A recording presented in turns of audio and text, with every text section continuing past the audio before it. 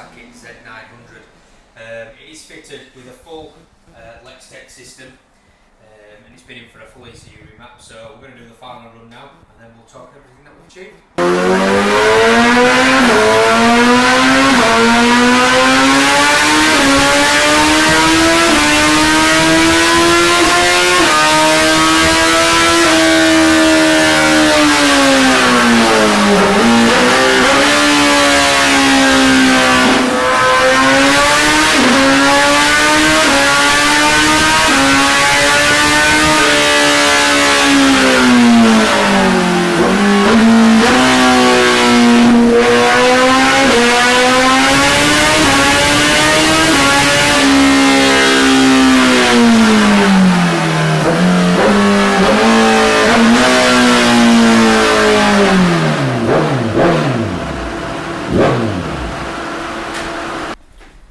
Right, so this morning when we did the base run, we had just over 115, which is the blue line. Fueling wise, it wasn't fueling too bad whatsoever. The problem with this model is it was just really restricted.